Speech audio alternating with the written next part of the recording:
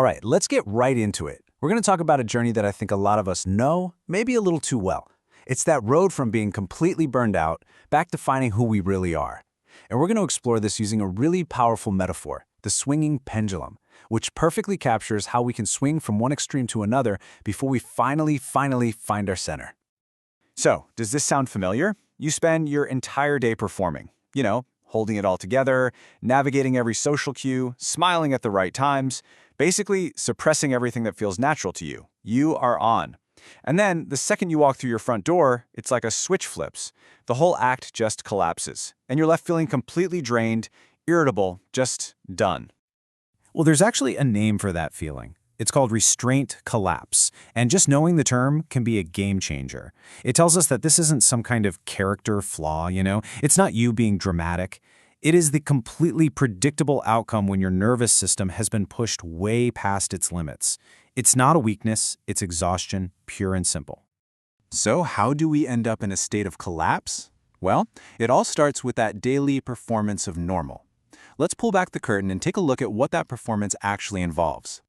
You see this play out a lot in what's called the over and under-functioning dynamic. So on one side, you've got the over-functioner. This is the person who's always fixing things, jumping in, managing everyone else's feelings, and basically taking on responsibility that isn't even theirs. They're constantly operating way outside their own lane. And on the flip side, you have the under-functioner, who might become more passive, knowing that someone else is going to step in. For so many of us, that over-functioning role is our default setting. And let me tell you, it is a one-way ticket to burnout. Now, this whole over-functioning thing, it's a huge piece of a much bigger survival strategy called masking. Just think about the sheer amount of energy it takes. You're constantly analyzing your tone of voice, you're forcing eye contact that feels unnatural, you're fighting every instinct to fidget or move your body in a way that feels good. It's not just putting on a smile, it's like being the lead actor and the director in a play that never ever ends. And it is absolutely exhausting. But why? Why do we push ourselves to this point? What is the hidden script that's running in the background telling us that we have to perform until we literally have nothing left? Let's dig into that subconscious programming that's really running the show. A lot of the time, that hidden script is something called the fawn response. You've probably heard of fight, flight, and freeze, right? Well, fawning is the fourth trauma response. It's all about making yourself as agreeable, as helpful, as accommodating as possible to neutralize what your brain perceives as a threat. You're not making a conscious choice to people please. Your nervous system learned, somewhere along the way, that this was the safest way to get by. And what's the threat that feels so dangerous? Well, for so many people with AuDHD, it's the absolutely crushing pain of rejection. There's a name for this too, rejection-sensitive dysphoria, or RSD. And this isn't just getting your feelings hurt. We're talking about a tidal wave of physical and emotional pain that can come from even the slightest hint of criticism or disapproval. So fawning becomes this shield, this desperate attempt to protect ourselves from ever feeling that pain. And let's just take a breath here, because this is probably the most important thing to get. These patterns, the masking, the fawning, the over-functioning, they are not signs that you are weak or flawed. Not at all. They are brilliant, sophisticated survival strategies that your nervous system created to keep you safe. It was just doing its job. The only problem is, the cost of that safety has become way too high. So what happens when that pressure cooker just can't take it anymore? When the mask finally starts to crack? Well, this is where our pendulum metaphor really comes into play. Because as we try to break free, that pendulum starts to swing. And often, it swings wildly. This quote just nails it, doesn't it? All that energy, all those years you spent pushing down your authentic self, it has to go somewhere. So when you start to unmask, it doesn't always feel like a gentle, graceful process. A lot of the time, it feels more like an explosion. It can be messy, it can be chaotic, and you know what? It's completely necessary.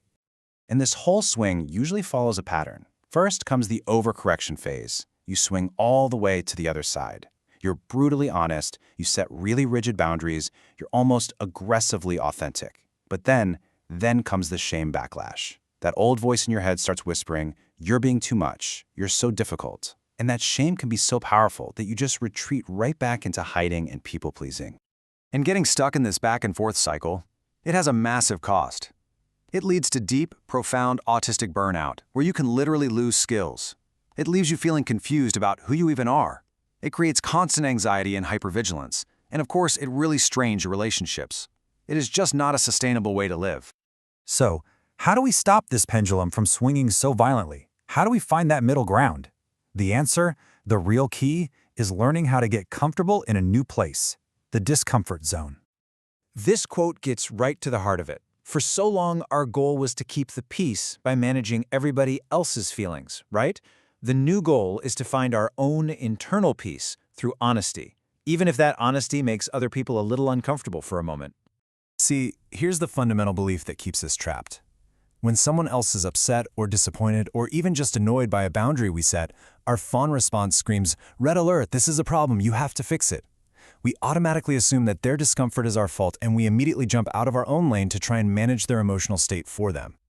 But what if their discomfort isn't actually a problem for you to solve? What if it's just their feeling?